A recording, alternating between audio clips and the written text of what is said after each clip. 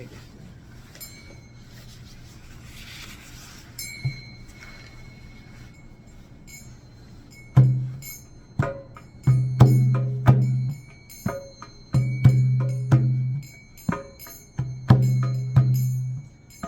I'll sing the lyrics first, and then all of us can repeat together. So one time I can sing, and one time all of us can sing.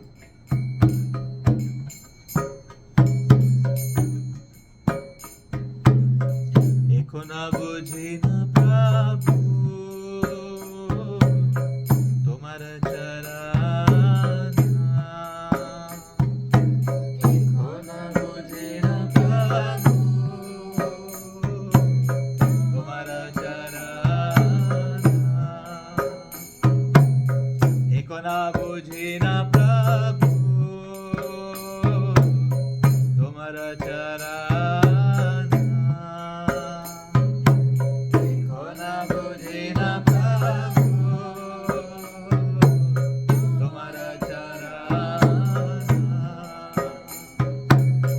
Ashoka bhaya mrita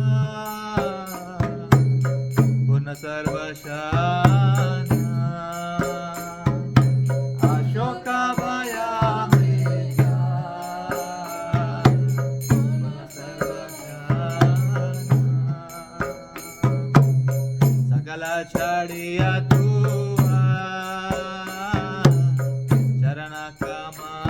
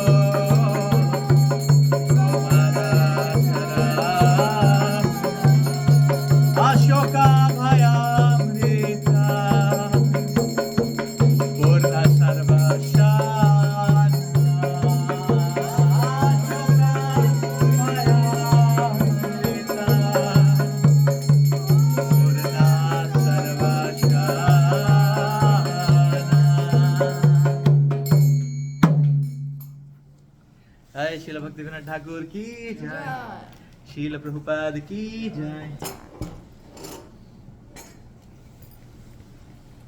So in this series of songs, Srila Bhaktivinoda Thakur, who is one of our great acharyas, he is revealing to us what is called a surrender or Shanakati. So that very hankering,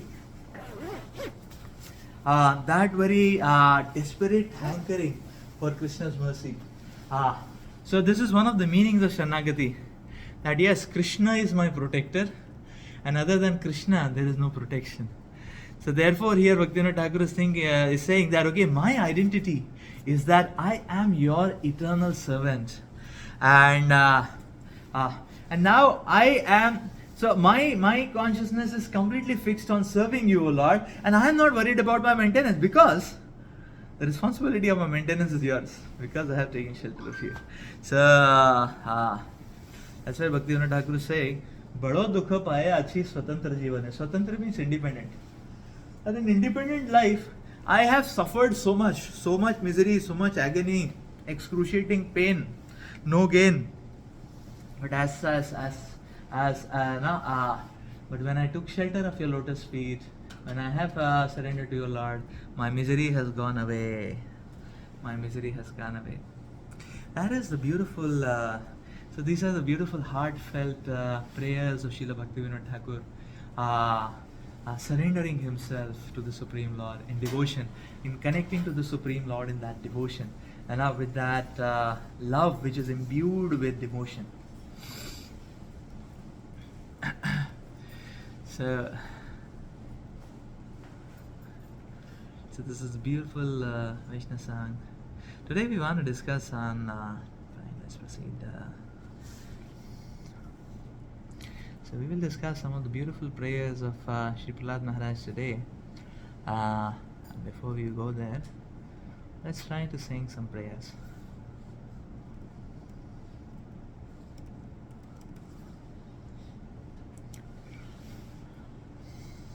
Okay, I open this one. Ilya Prabhu, you ever seen these prayers before? No. I'm not sure. These are called as Mangalacharan prayers. So these prayers, before you do any auspicious activity, even material activities, or we begin our work, we can chant these prayers. So they are just like a sportsman doing some warm-up exercises before he goes to the sports field. So we do some warm-up heart and mind exercises, so that the mind and heart muscles become very reflexive and agile, so that the spiritual subject matters can sink in, and our heart can become like a sponge. So we invoke these prayers. They invoke auspiciousness. These are called as Mangalacharan prayers. So we'll recite these prayers, and we'll recite these together. Ilya Prabhu will send you these prayers. Okay, the English, we'll send you these prayers. Okay, thank you. Because they are long, you may have to. It'll take it'll cumbersome to take photograph of each one of them. Okay, thank you. I So you appreciate just flow on, and then so we'll chant them together. Om Jnana Timirandasya Jnananjana Shalakaya Chakshurunmilitam Yena Tasmai Shri Gurave Namaha. Shri Chaitanya Manubhishtam Stapitam Yena Bhutale Swayam Rupa Kadamahyam Dadati Swapadantikam Vandeham Shri Guru Shri Yuta Padakamalam Shri Gurun Vaishnavamscha Shri Rupam Sagrajata Sahagana Raghunatham Tam Sajivam Sadavaitam Savadutam Parijana Sahitam Krishna Chaitanya Devam Shri Radha Krishna Pada Sahagana Lalita Shri Vishakha Vitamscha Nama Om Vishnupadaya Krishna Prishnaya Bhutale Shrimate Bhaktivedanta Swami Niti Namini Namaste Saraswate Devi Gauravani Pracharini Niravishesha Shunyavadi Pashyatya Deshatarini Namo Mahavadanyaya Krishna Prema Pradayate Krishnaya Krishna Chaitanya Namine Gauradvishe Namaha. He Krishna Karuna Sindhu Dinabandhu Jagatpate Gopesha Gopika Kanta Shri Radha Kanta Namostute Tapta Kanchana Gaurani Shri Radhe Vrindavaneshwari Vrishabhanu Sute Devi Pranamami Hari Priye Nilachala Nivasaya Nityaya Paramatmane Balabhadra Subhadrabhyam Shri Jagannathaya Te Namaha Vancha Kalpatarubhyasya Kripa Sindhu Bhayevacha Patitanam Pavanebhyo Vaishnavebhyo Namo Namaha Jai Shri Krishna Chaitanya Prabhu Nityananda Shri Advaita Gadadhar Shri Vasadi Gaura Bhakta Vrinda Hare Krishna Krishna Krishna Hare Hare Hare Rama Rama Rama Hare Hare Mukham Karoti Vachalam Panghum Langayate Girim Yat Kripatamaham Vande Shri Guru Dinatarinam Paramananda Madhavam Shri Chaitanya Mishwaram.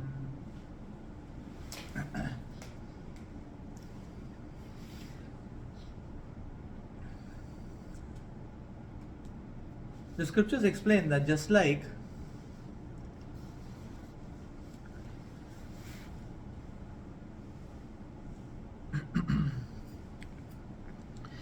an infectious disease spreads by close association, on a positive scale, bhakti is also infectious.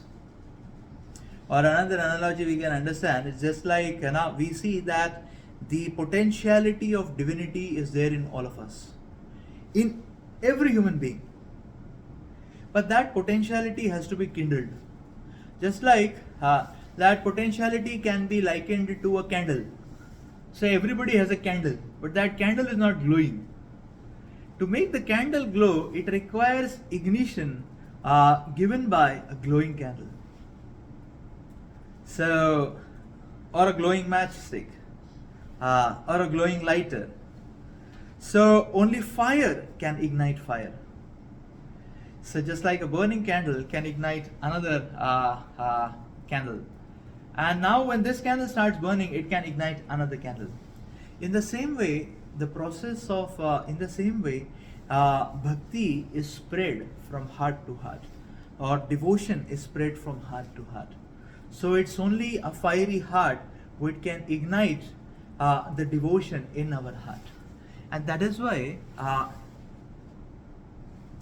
one of the best places to understand the science and the mechanics of devotion is by meditating, or is by walking through the lives of great devotees of the Lord and the great acharyas. So the great devotees of the Lord, the great spiritual teachers whom we call as acharyas, their lives are filled with that substance of devotion. And just by walking with them through their lives, just by musing over their teachings, just by getting to understand their realizations, their experiences, the way they perceive the situations of the world, we can also start catching the rhythm, the frequency, that transcendental frequency which takes us beyond this material entanglement. That is so just by aligning ourselves to their frequency, their thought process and experiences, we also start getting that very substance of bhakti or devotion that starts getting kindled in our hearts. That's why one of the cherished practices which we do is to go over again and again these prayers of the great devotees. Like we just sang Srila Bhaktivinoda Thakur's song or of prayer of devotion. and to go over the teachings of great devotees of the Lord. So, in fact, Srimad Bhagavatam is filled with the teachings of such great acharyas, such great devotees of the Lord. We can see them in action. So when we see them live in action in the situations of this world, now facing the odds, facing the ups and downs, now steering through thick and thin, that can give us tremendous inspiration, and that can give us tremendous awakening, and that can give us tremendous faith and determination to walk this path of transcendence. So,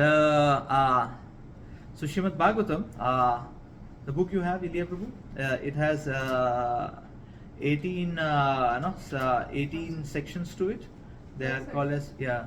So this is first part of the first section, or the first canto. So the first canto has many parts, 3 parts, and then there are 18 cantos in that. 12 cantos in that, 18 volumes. Yeah, 18 volumes also. So in that big one, so 18,000 verses are there in Srimad Bhagavatam. So this Srimad Bhagavatam is called as the this is the master's level study of spiritual science. The undergraduate level study of spiritual science is Bhagavad Gita. Bhagavad Gita is the undergraduate level studies. The master's level studies is Srimad Bhagavatam. So Bhagavad Gita gives us the formulas, the condensed formulas which form the most efficient algorithms for a meaningful and fulfilling life. The most efficient strategies which can help us to attain sustainable happiness. That is Bhagavad Gita. And Srimad Bhagavatam explains these formulas through case studies. So it's case studies, and therefore the same principles of Gita, we can see them now live in day-to-day setting, in the dynamic flux of all odds and problems. We can see those principles live. So that is Srimad Bhagavatam. And we wanted to dive into one of the sections of Srimad Bhagavatam, which comes in the 7th canto of Srimad Bhagavatam. So this is the first one. It comes in the 7th one, not this volume, but it's the 7th volume. Okay. So that is about the life and teachings of Sri Prahlad Maharaj. So Prahlad Maharaj is a 5-year-old boy, but is a great devotee of the Lord. And interestingly, he is born in the family of the demons. So the demon king, that time his name is Hiranyakashipu. That's the demon king. So we will walk into a small snippet into the life of Prahlad Maharaj today, and we can see Srila Prahlad Maharaj's realizations, and that are so instructive. So we can understand the matrix of love. What is that? What is a transcendental love, or bhakti, or devotion, what we call as?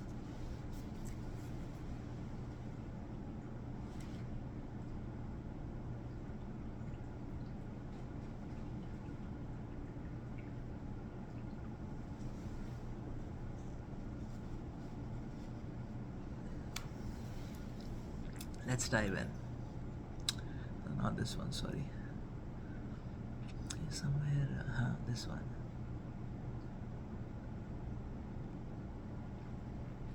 So this is just a summary snap, and let's go into it to start with. Ilya Prabhu, you would like to read? Of course. Go ahead. From this paragraph? Yeah, from the first paragraph you can read. Prahlad. Prahlad was the same son of the demon Hiranyakashipu. Yeah. Hiranyakashipu performed severe penances to please Brahma with the desire to become the master of the whole universe and to reverse the results of pious and impious activities. He wanted to become immortal and take up the role of Vishnu as the supreme enjoyer. Hiranyakashipu was an extremely powerful demon, as he even controlled natural forces like heat, rain, wind, yield of earth, etc. Even the devatas feared him. On the other hand, Prahlad was a great devotee of the Lord by the mercy of Narada, who preached to him the principles of bhakti when Prahlad was still in his mother's womb.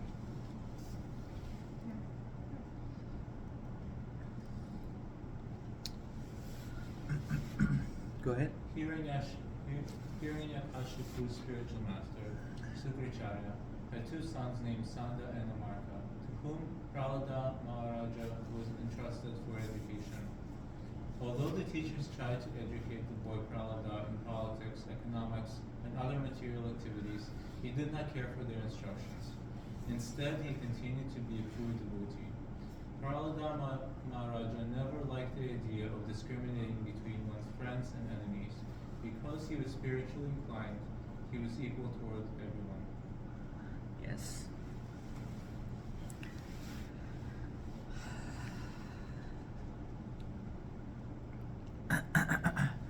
Okay, so that's fine.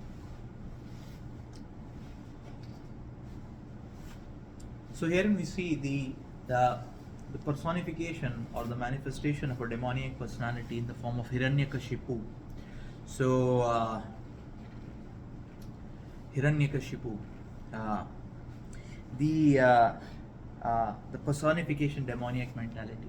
The mentality, so some of the characteristics of Hiranyakashipu are explained here. The mentality which is averse to God, but which wants to usurp everything else of the world, and through exploitative means. The one which wants to, the mentality which wants to dominate over everyone, and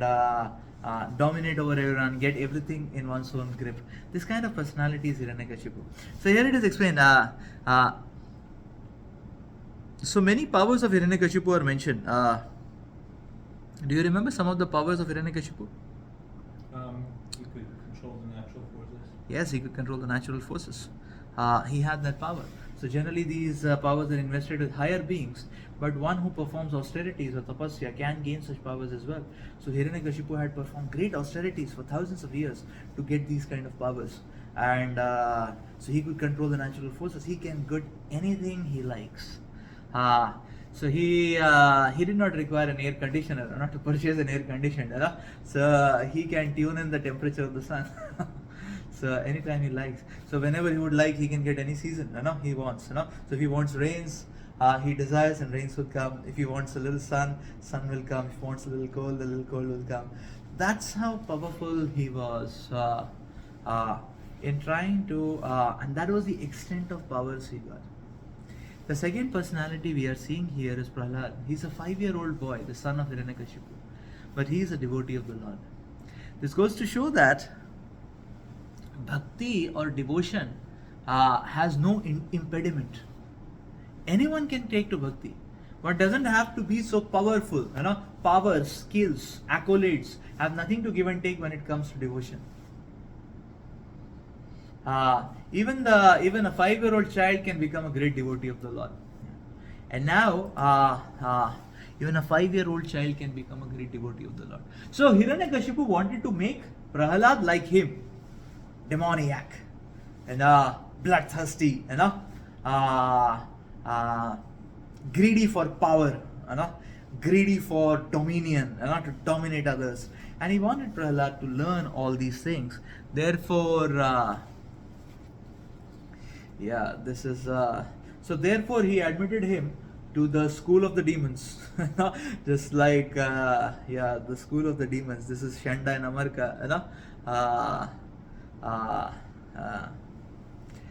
So this is so Shanda and Amarka professors there, demoniac professors who are teaching demoniac philosophies. And some of these philosophies go in line. So here it is mentioned that so they were starting their teachings from by teaching politics, by teaching economy, but Prahlad was not interested in that. And what's the reason mentioned here? Because he was already a devotee, and I guess those sciences promoted the idea of friends and enemies, and he cared for everyone, including his friends and enemies. Yeah. It was non-envious. Non-envious, correct. So he did not want to differentiate between one living entity and another. He did not want to categorize, okay, he's my friend, he's my enemy. He was seeing everyone as his own brothers and sisters. They're all sons and daughters of God. They're all my brothers and sisters. So his love was, his heart was radiating with love and affection and service for everyone. And he did not wanted to make some discriminative algorithms to try to categorize that, okay, these are friends, these are enemies, these people are anyways not helping me in my own enjoyment, and these people are not helping me, I need to dominate over them, or I need to crush them. So he didn't want to learn all these things, because his heart was, as it is mentioned here, he was spiritually inclined. That means he was equal towards everyone. This goes to show that one who is a devotee of the Lord actually can have true love and affection for the entire humanity.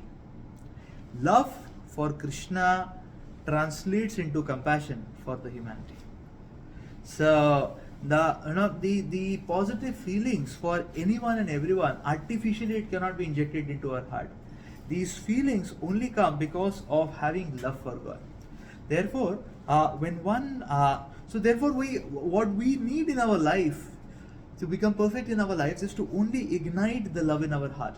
Because if we ignite the love in our heart, automatically with that same love for the Lord, when we look at others, that itself is love for every living entity. So the love for God translates as compassion for all living entities actually.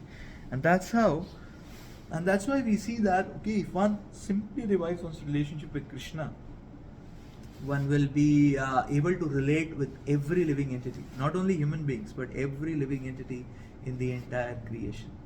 Every living entity in the entire creation. So let's try to see here.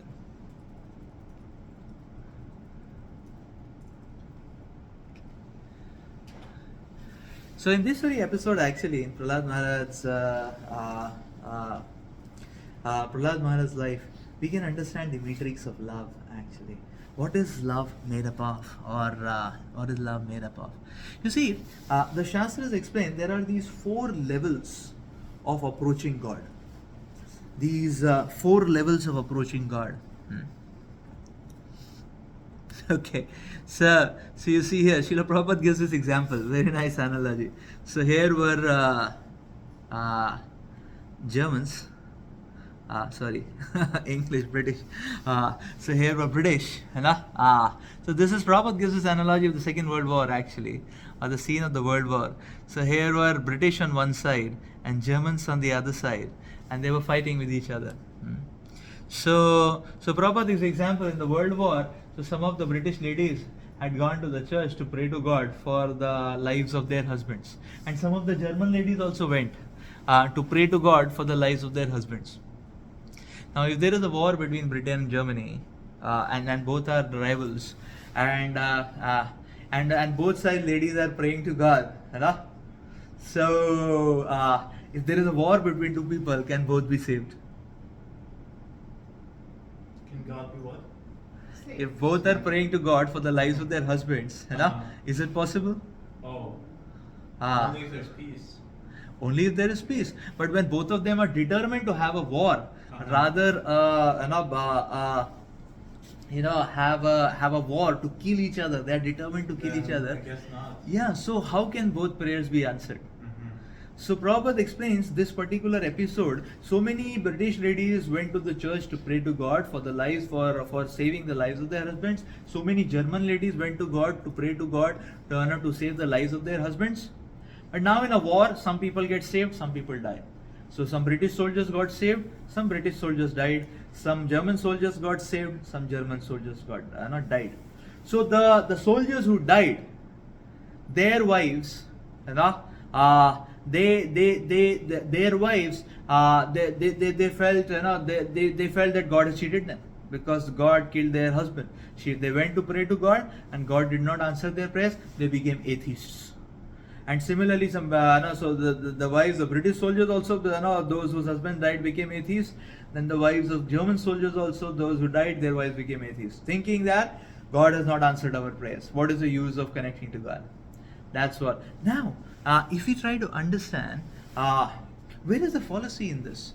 Who is at fault? Is God at fault? That's the first question we have to put. Because they are fighting on whose behalf? Is God telling them to fight? No. So first of all, who told them to fight at Allah? Is it not? And now when mankind makes a mistake, why put the blame on God? So if mankind is having this mass killing war, they have that mentality, then it is imminent that some people are going to die because they have taken a wrong choice. So why God should be blamed for the consequence? Is it not? Why God should be blamed for the consequence? So this way, so actually this episode is quite meaningful because on one hand, you see the entire blame of the people dying went on God because so many people just rejected God. And they said, okay, I have nothing to give and take with you because you didn't hear my prayers. But in the first place, where did these people hear the words of God? Because if the men, the soldiers, had they heard the words of God, there would have been no reason for war. There would have been no war in the first place only. So in this way, we understand that we it is not in this way we understand from this episode that there is a fallacy in the way we are approaching God. There is a fallacy in this way of approaching God. No, God is not our order supplier that we can say, hey, this is my list, you better supply, okay, quick, okay, this is your timeline, your timer is on. Oh, you didn't supply on time, I reject you. So this kind of attitude is not a right attitude to approach God. God is not our order supplier. But God has supplied us orders which are very beneficial to us. God has supplied us words. Orders is a heavy term, but we can say God has supplied us words and directions which are most beneficial to us. In the first place, if we accept those orders and instructions in our life, there is not going to be there any problem. Or even if problem is there, we are given immunity to the problem. Just like when the COVID-19 vaccine came, COVID-19 became a very insignificant story headline in the news. But before the vaccine came, COVID-19 was like a death personified, is it not? Especially for aged people, right? Middle-aged and higher age elderly people. COVID-19 took such a massive toll of life of people. But when the vaccine came, it became so insignificant, is it not? God's words are like a vaccine for us. So yes, in this world, there are so many epidemics which lead to suffering and agony and misery. But the Lord has already given vaccine beforehand. If you take that vaccine into our hearts, and if we place it there, then we don't get affected by the miseries of this world. We don't take wrong decisions. So this is a case of people who chose their own destruction. Wars are destructive. Wars are not constructive, actually.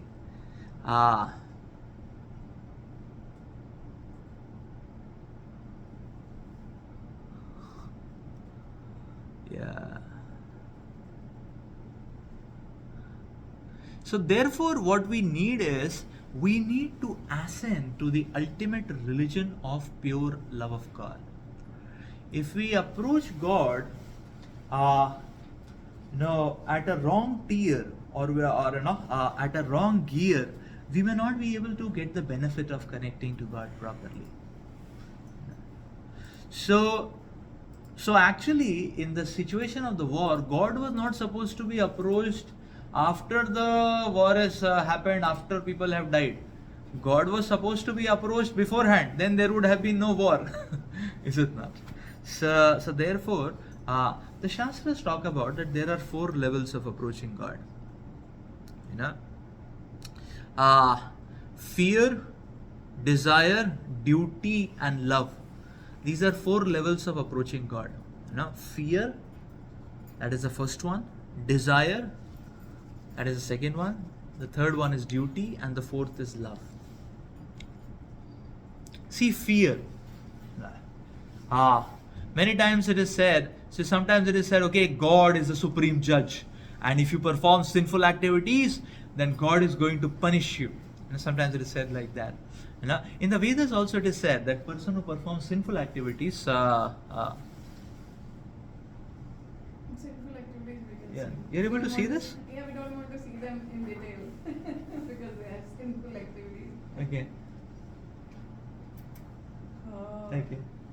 Yeah. Anyway, so this is a pictorial description of the hellish planets. That okay, people who perform sinful activities, see they are fried in boiling oil, and those kind of things. So this agenda's fear. Hey, I'll have to suffer in hell, So I don't want to be fried in oil, I don't have to be burned. I don't want to be burned in fire. So let me not sin, Let me, shirk myself from sin. So better I should be God fearing, Sometimes people say, God fearing. Better I should be God fearing, because if I don't follow, God can punish me. I'll get punishment. This is one level, of approaching God. The level of fear. This is the level of fear. This is the level of fear. So the Vedas also talk about this, the level of fear. Yeah. So see, but there is a problem in this level, So just like see, there are many countries, these say which enforce, like this is an example of some Islamic countries where they enforce the ladies to wear this kind of a dress. It's a very nice dress, very respectable dress. But what happens is that, so in these countries there is enforcement that the ladies have to wear this kind of a dress. Now the problem what happens is that the ladies there wear the dress, but as soon as they cross the borders, they are no more in this dress, they are in different dress. So the point is, they're no more in the burqa, they're no more in that dress, So they just give it up as soon as there is a loophole. The principle is given up.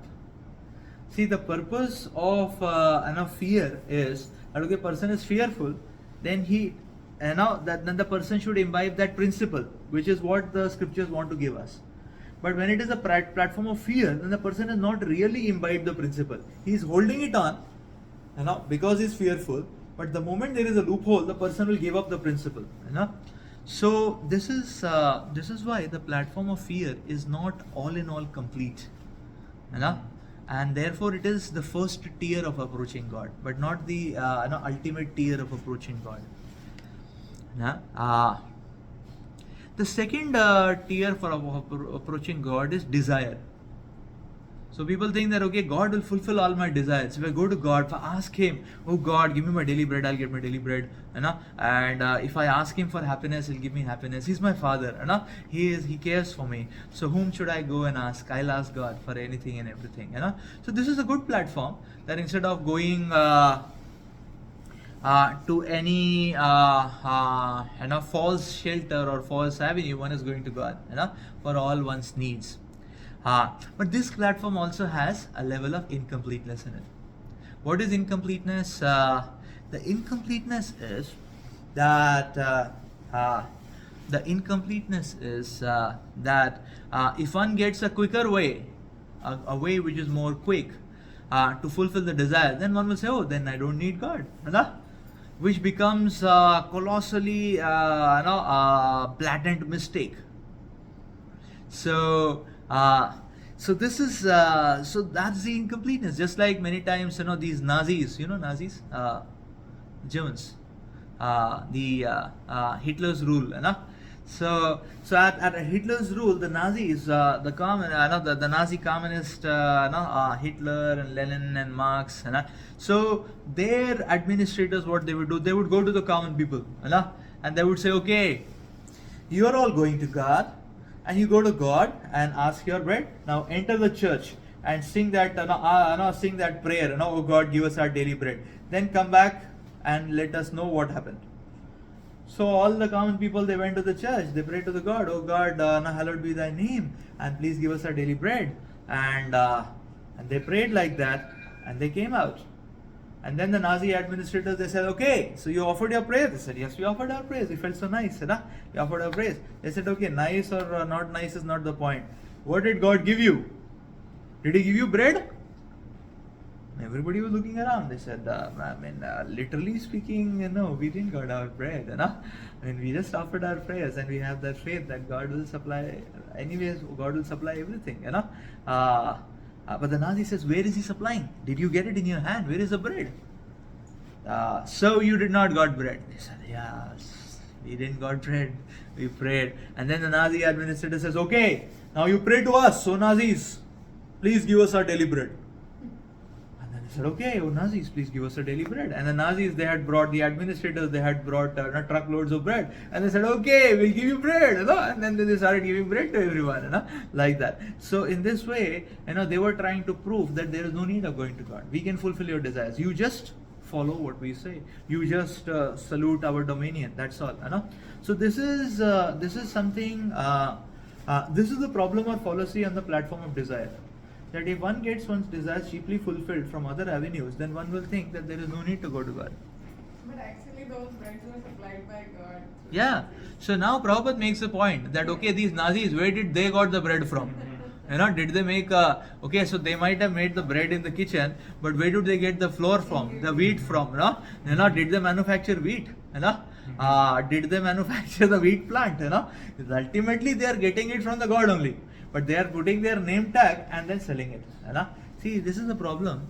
So therefore, the platform of desire, there is fallacy. You know, if we always put if buts prerequisites to take any step towards God, then we may not move forward much. So sometimes the desire is not fulfilled, then we Yeah, yeah. So see, this is a picture in Maharashtra, India. So this is Lord Ganesh, you know, one of the gods, you know, and see, they have put God, they have put the picture of God along with cricket team, you know. Now you see these people. Now God has nothing to give and take with cricket, you know.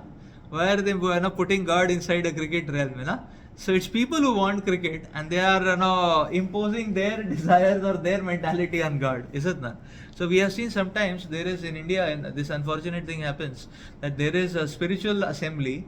So there is a spiritual festival going on. There is a deity of God, and these people are praying mundane, romantic songs, sensual songs, and dancing, you know. And so they are using every opportunity to squeeze out some sensual enjoyment, whereas spirituality is not meant for that purpose, you know. So this is, yeah, this is very disrespectful. Given the trophy in the hand of Ganesha. Yeah, this is disrespectful, no? So this is what bringing down God to the anthropomorphic plane, you know, which is bad, you know. So we should ascend, not that we bring down God, you know. So that is a platform of desire. Now there is a third platform, which is a little better than the previous two. This is the platform of duty. So you see here what a person is thinking. Sanash, would you like to read? Yes. God has given me earth, water, air, and all necessities of my life. Therefore, I should also be obedient to God. I will visit the temple or meet him. I will donate some money to the temple. I will attend the programs held in the temple. Yeah. That's like This is being grateful. this is being grateful actually for the gifts which Lord has given me. So here this person is thinking, yes, God has given me so much. It's my duty to reciprocate. It's my duty to express my gratitude. So this is a good platform. You know? This is a little more. This is a little better than the platform of fear, the platform of desire. It's a higher platform. But there is some incompleteness here also. What is the incompleteness? You see, duty is good, but many times if it is only at the platform of duty, the problem is it is going to be time bound. Is it not? So the platform of duty, the person will not extend oneself. Is it not? The person will be very much time bound. Therefore, many times what happens, in India, what people generally do, they say we are very spiritual. So what they do is that they have some incense, or they have some candle, or they have some lamp, and they offer 5 minutes, 10 minutes, ringing a bell, diggy diggy diggy diggy, like that, and then they say, okay, now my spiritual is over, now my real life will start. So, and then they are into material affairs, mundane affairs, money, power, name, fame, and so on. So the same material story, like that. So they don't want to give God more than 5 minutes. So time bound. That's a problem with duty. That's a problem with duty. Or sometimes people say, oh, I go to the temple for 10 minutes in a week, or church, 10 minutes in a week. That is good enough. So this is the platform of duty. This is the language of duty platform. Because duty person thinks, okay, it's my duty, but but I have Heart many is not. many other Heart is not. yeah, many other duties. So duty is always time bound, you know. But you see, you know, so we are just trying to understand, you know, that you know, these various platforms of approaching God. So there is a sense of incompleteness in duty. That one is really not giving one's full heart at the platform of duty. One is very calculative. Hey, you know, I just promised no 6 to 6:30. 6:31 it becomes person becomes restless. And I says, okay, now my time for God is over. I have time for various other things. This is the platform of duty. So in Hindi we call it, duty means what? Sarkari, Indian Sarkari offices are like that, So ours, Chinese government office. yeah. People think they are just doing their job mechanically. So in India, you know, government office, how it works is that they're supposed to start at 9, end at 6. So because it's supposed to start at 9, they come at 10, they start gearing up. By the time they start working, it's 11:30, 12:15 they go for lunch, lunch break is 12 to 1, by the way, but 1 to 2, 12:15 only they start preparing for lunch, and they come back at 3 o'clock, by the time they start working, it's 3:30, 4:30, it's a tea break for them, 5:15 they come back, and 5:15 to 5:30 again they work. They say now it's over, it's almost 6 now, finish. This is called as this is typical Indian government office, like that. Very difficult to get work done. So why? Because they are not having any feelings. Why? Because it's a platform of duty. And okay, I have to just do it officially. So no heart is put into it. That's so our so that is the incompleteness in this platform. This is a good platform, the platform of duty, being grateful to the God, but the heart doesn't come, and therefore we see that okay. So therefore we see the highest platform is a platform of love. You know, when a mother, see, a mother loves a child. But The mother maid is does not, her duty. yeah, and the maid does her duty. You have seen a maid or a nurse, So the maid, Not domestic. yeah, the domestic maid or Helper. the caretaker. Yeah. What do you call it as caretaker? Caretaker, domestic help. Yeah, caretaker, baby caretaker, So this maid will come officially on time. 8 a.m. means 8 a.m. 4 p.m. out means 4 p.m. out. She will not extend. She'll say, okay, you're extending, increase my salary, overtime hours should be noted down. Otherwise, it's okay, my job is done. But the mother will not say overtime. The small baby child, sometimes the baby child gets up at 1 a.m. in the night, and starts crying, or passes stool and urine, so he has to be cleaned that time only, The mother doesn't say, hey, this is not my office hours, My office hours are 8 a.m. to 6 p.m., Now you ask your father what is supposed to be done, So, the mother, she will still get up from her sleep. She will, clean the baby, again put new fresh clothes on the baby. Now the baby is hungry because he's passed urine and stool, whatever is eaten, so she will feed the child, This is love, where there are no time limits. So this is the beautiful painting of Prahlad Maharaj, There is this small boy, Prahlad, You see, this is Prahlad Maharaj. So he's, and this is Lord Narasimha. Yeah, this is Hiranyakashipu. You know, the Lord slayed Hiranyakashipu. So the Lord came in this beautiful form as Lord Narasimha, half lion, half man. And in that he killed this demon king Hiranyakashipu. So this is Prahlad Maharaj. That's the matrix of love. That's the matrix of love. This is Lord Krishna with Shrimati Radharani and the Vraja Gopis. This is the matrix of love. So here there is no expectation. One of the Gopis' prayers, is that, oh Lord, you are our eternal master. You are free to do anything and everything to us. If you like, you can accept us, you can embrace us. If you like, you can reject us. You are completely free to do whatever you like. We are your unconditional servants eternally. See, this is just try to flow with the feeling of the prayer. That, okay, oh Lord, we are eternally devoted to you. Irrespective of how you reciprocate with us, you can neglect us, you can embrace us, you can do anything you like with us. You can kick us, you can spit on us, But he will never do so. But we are never going to leave you, and unconditionally we want to serve you. So unconditionally we want to serve you. So we saw Prahlad Maharaj. You know, when Lord Narasimhadev appeared in front of Prahlad Maharaj, Lord Narasimhadev was so happy with Prahlad. The Lord said, "Oh Prahlad, I am so happy with you. I want to give you any benediction you like. You just ask anything you want, I am going to give you, because I am so happy. My heart is so much overflowing with love for you, Prahlad. Anything you like, you please ask." And you know what Prahlad Maharaj is telling? Prahlad Maharaj is telling, "No, Lord, I don't want anything. I served you not for any expectations." And Lord Narasimha said, "This very attitude is most pleasing to me. Therefore, you have to ask something. I want to give you." And Prahlad Maharaj is saying, "No, I am not a businessman. I have not invested in you or not having some expectations of any returns. I am not a businessman. I am your devotee. If you at all want to give, you just bless me that I remain your devotee eternally." So, and Lord Narasimhadev is not. And Lord Narasimhadev said, "Yes, this very attitude is most pleasing to me. You have to ask something." And then Prahlad Maharaj asks, you know what he asks? He says, "Okay, whatever material desires are there in my heart, you please remove them. So that there is only one thing in my heart, that is love for you. So that I can go on eternally serving you." So this is what Prahlad Maharaj asks. Beautiful, no?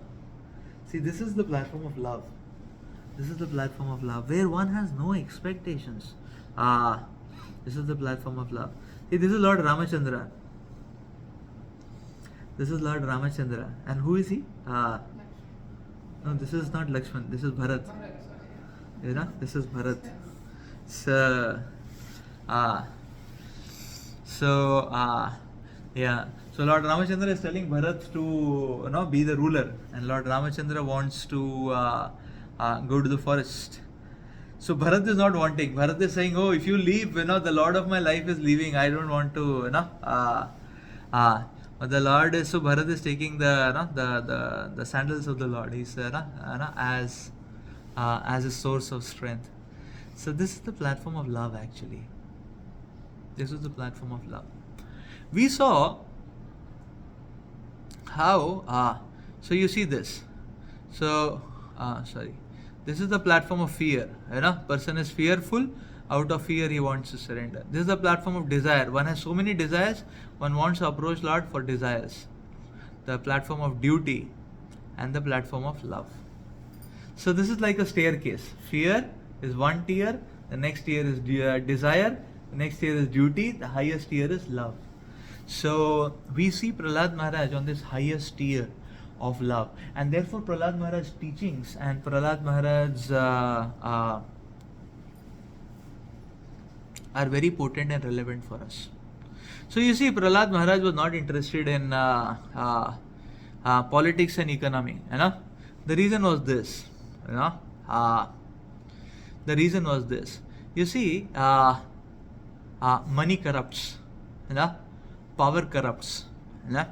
And so here are examples of so many industrialists and politicians who got caught up in corruption. So money corrupts.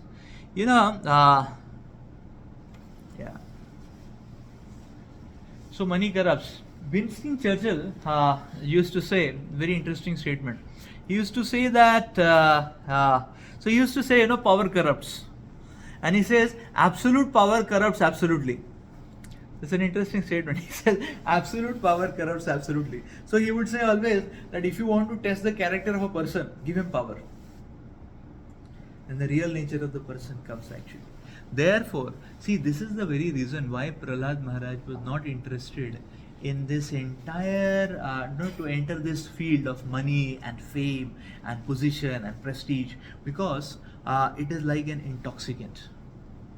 It is like an intoxicant, and that intoxicant is so deadly and lethal that it completely abducts one's mind and consciousness. And one's mind and consciousness get completely obsessed in chasing behind money, and so on. And this chase never ends. till the point of death one keeps running behind money, behind fame, behind wealth, behind followers, and it never ends. The person's life ends, but his desires still don't end. This is the problem with material desires. And in Bhagavad Gita, Lord Krishna explains that you see this lust for any material things. So the lust is very dangerous. Why? Because if the lust gets fulfilled, it becomes greed. Now one wants more and more. And if it is not fulfilled, it turns into anger or wrath. Now a person wants to burn everything. Just wants to burn everything. So therefore, Prahlad was not interested in all of these. And so many times we see modern day economy is completely based on the principles of exploitation.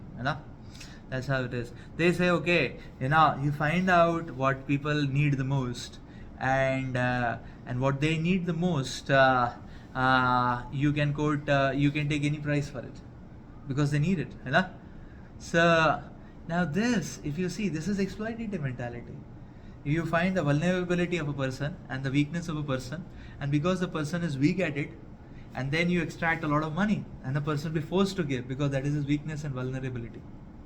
So this is actually exploitative science, and Prahlad Maharaj was not interested in that.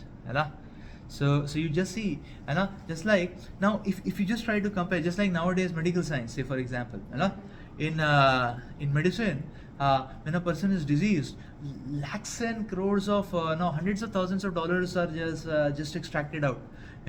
Hospitalization charges, surgery charges, they are sky high. They are so high that person's whole decades of earning can just get messed up. For fear of that, people are ready to give so much money every month to insurance companies. Is it not? Like that. So this, so you see, when it comes to health, a person is very helpless, and when the person is very helpless, then to make money out of the helplessness of a person is very exploitative. And so that's the philosophy. It's a demoniac mentality actually. That is why Prahlad Maharaj rejected it in the first go. In Vedic times, the many Brahmanas used to be doctors. This doctor profession is a Brahmanical profession. So many saintly personalities, they used to be doctors and teachers. And treatment was free. A Brahmana would never charge for education. A Brahmana would never charge for medical consultation. A Brahmana would never charge for legal consultation. Because these were the fundamental rights. Because this is something very primordial and fundamental to a person's existence. Because a person is very but nowadays we see okay, the person is in battling with life and death, and many times hospitals, they knowingly put him on the ventilator, because ventilator charges are very high, and they don't allow that patient to get discharged also and go home many times, because they know the person will die. It's just few hours, but they still put him on the ventilator so that his charge is high, and they don't allow that person to go home and die peacefully also. So that they can just extract more and more money. This exploitative mentality, Prahlad Maharaj was not wanting to get into, because so we can understand the glory, the richness of Vedic times. Many times we can say, okay, what will happen if the principle of Vedas are installed in everybody's heart? Yes, exploitation will be eradicated. The epidemic of exploitation will be eradicated. That's what will happen, And so when everyone's heart is having that spiritual love, exploitative mentality gets eradicated. So, okay, you want to read a little further first before we get on this? Okay. Yeah, let's read a little further.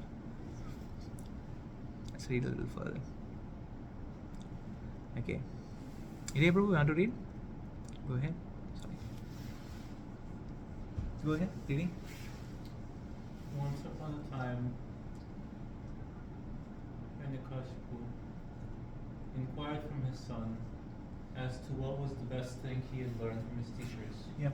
Prahlad Maharaja replied that a man engrossed in the material consciousness of duality, thinking, this is mine and that belongs to my enemy, should give up his householder life and go to the forest of Vrindavana to worship the Supreme Lord.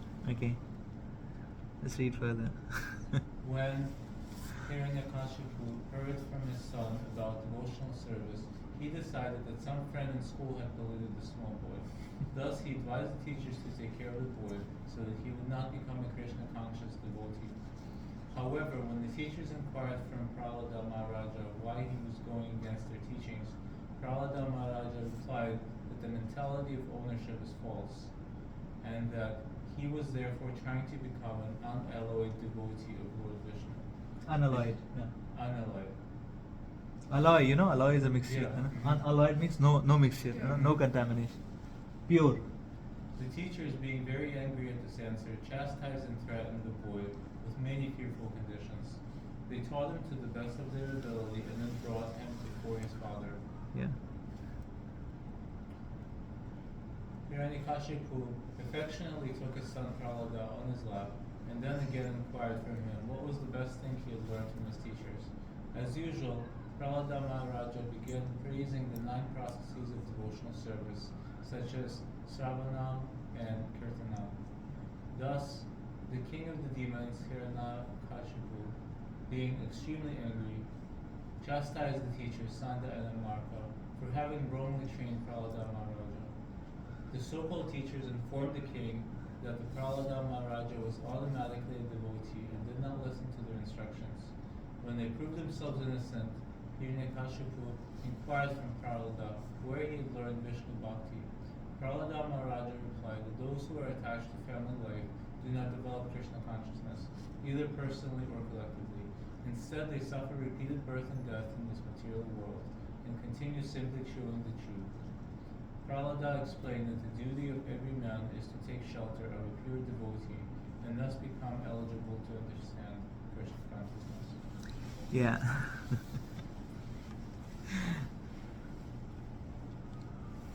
Yeah. So what did Hiranyakashipu instruct the teachers to do with Prahlad?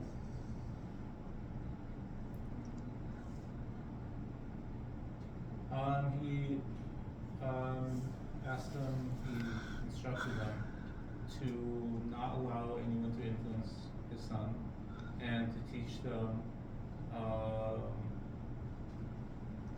things useful for the material world. Yeah. Correct. And keep him away from Krishna. Mhm. Yes, keep him away from devotion, from God, Yeah. from service to God. Yes, that's very true. Yeah. So, what method did Prahlad suggest his father? A, that would not make him Krishna conscious. What is the method which will not make him, which will not make a person Krishna conscious? Person who is attached to materialistic affairs. So he's attached to wealth, woman. He's attached to comforts, luxuries. So, so when the term household life is being used, it doesn't mean house per se, but it means attachment to the luxuries, comforts. That's what it means. That's what it means. So such a person cannot become Krishna conscious. And what is the method to become eligible to understand Krishna conscious? Surrender the material world and surrender attachments and become a devotee. Become a devotee of the Lord. Yes. Let's read the Shravanam Kirtanam. to take shelter of your devotee and thus become eligible to understand Krishna consciousness. Yes. So it's to take shelter in another devotee. Yes, take shelter of another devotee. That means, and that is how to take shelter of another devotee. And a little up, it is written here. Prahlad Maharaj says, to practice the 9 processes of devotional service. Shravanam means hearing. Shravanam. Shravanam means hearing. And Kirtanam means chanting. So, when we chant Japa, Hare Krishna, that is Kirtanam. When we sing the glories of the Lord, that is also Kirtan. So, Kirtan means speaking the glories of the Lord. So, there are these 9 processes which begin with Shravan. Glories of the Lord. The message of God, the glories of Lord, sharing the glories of the Lord, that's Kirtanam. So the exact verse is here, you see. Let's recite this verse, it's a very beautiful one. Yeah, okay, current slide. So this is the exact verse of Prahlad Maharaj. So you can repeat this verse after me.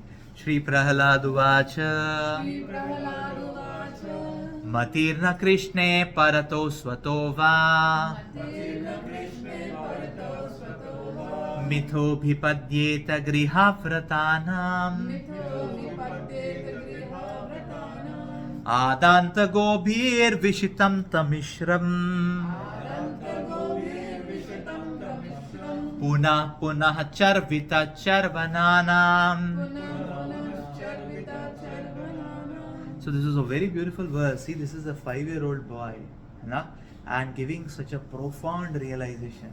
He is giving such a profound teaching to his father. So his father is asking him, okay, what do you have learned in your school? And what is Prahlad Maharaj learned? The Prahlad Maharaj is telling, what a profound realization and philosophy he is speaking. See, this goes to show that there are no, see, we can understand that there are no impediments on this path of devotional service. Anyone who wants to know God is empowered to know God.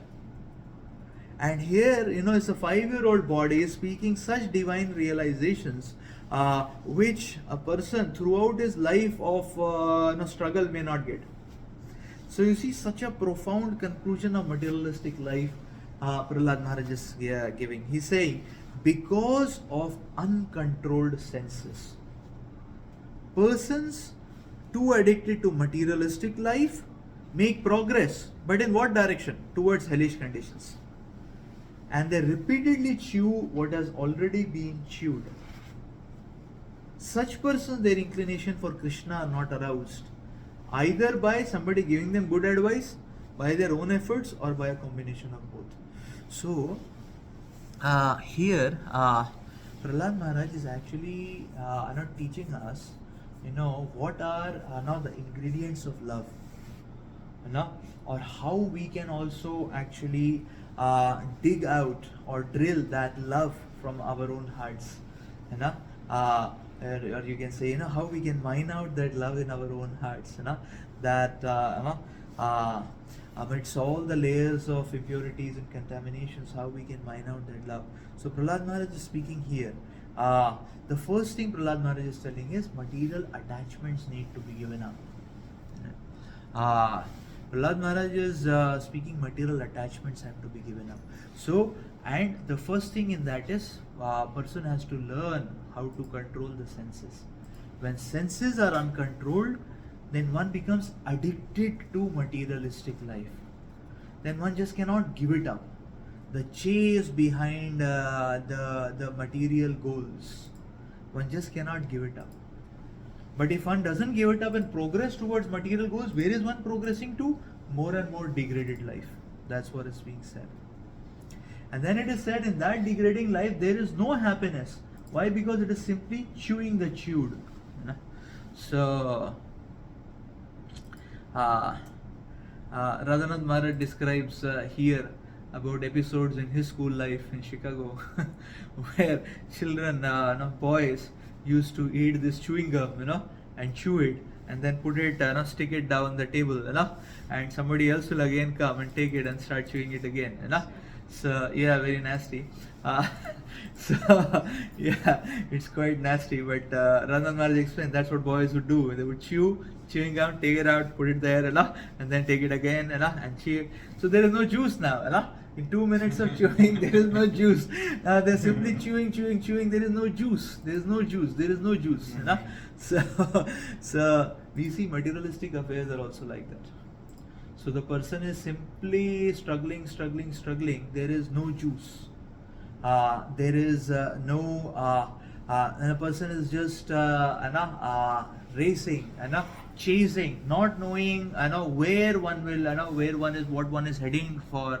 Not getting that juice, that happiness anywhere in one's life.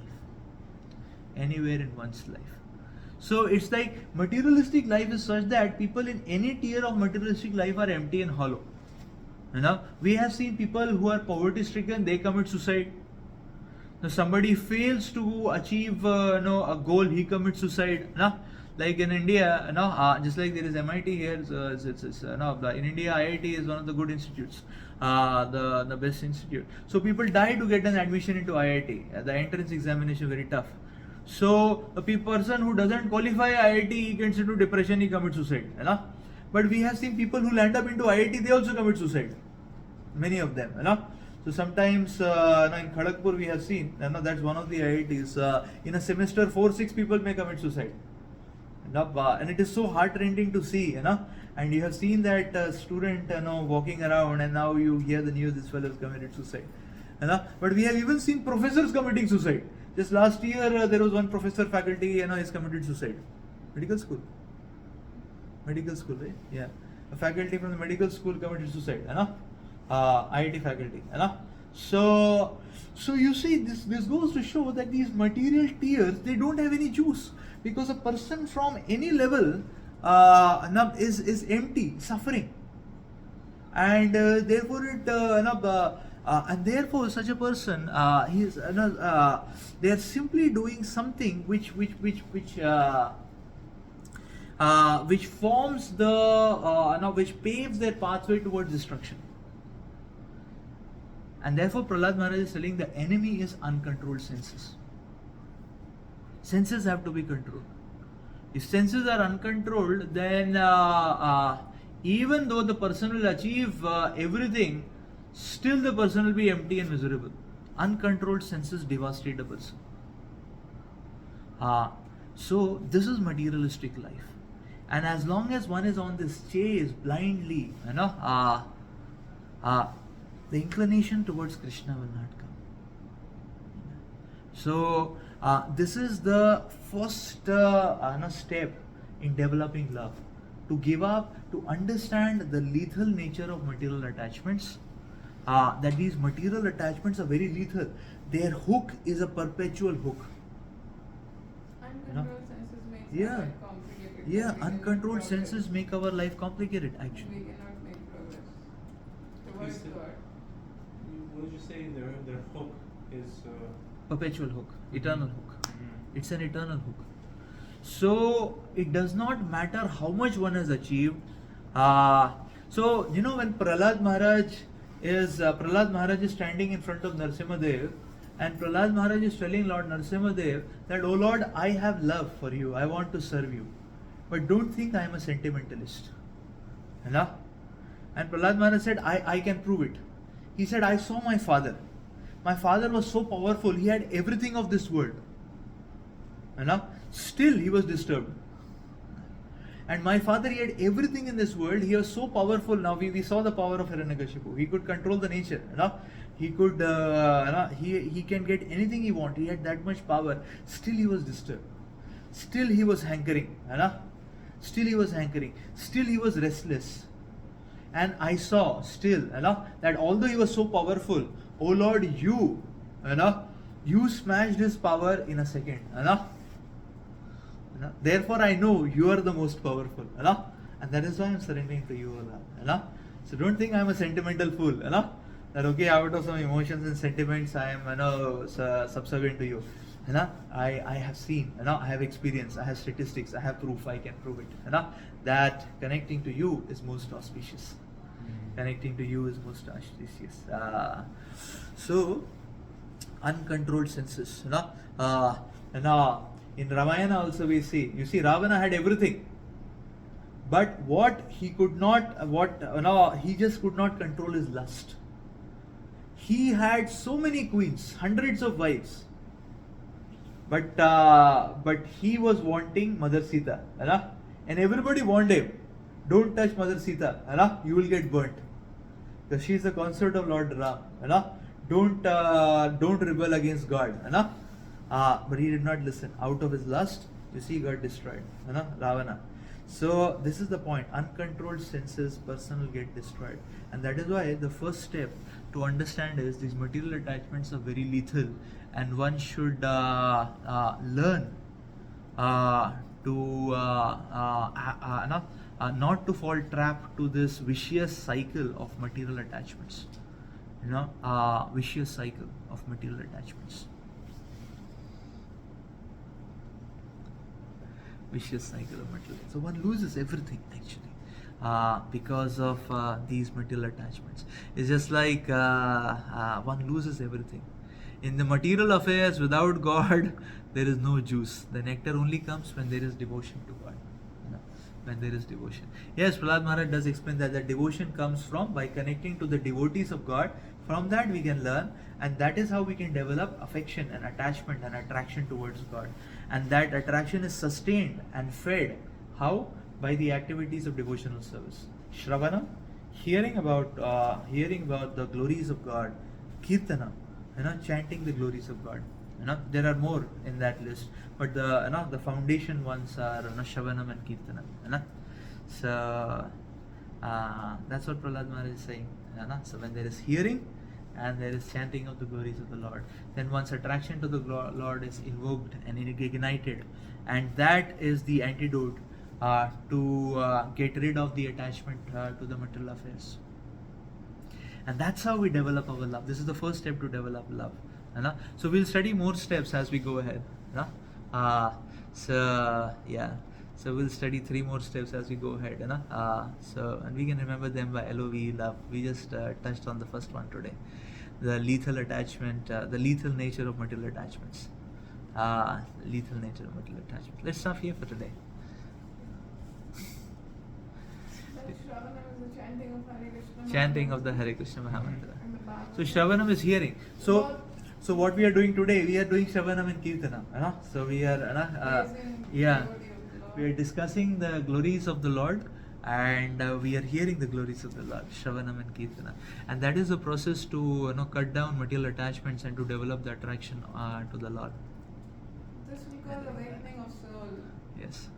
Lightening of soul. Awakening. Awakening of soul. Awakening of the soul. We are not the body. This creates the awakening of the soul. Yes. So chanting Hare Krishna Mahamantra we call awakening and attraction toward Krishna. Hmm. So this is a very beautiful episode, and we will go through the story or this pastime in our. So we'll continue in our next class. I think Because this is it's 8 o'clock, so I think we'll stop here for today. Yes. Okay. So because this is history, this happened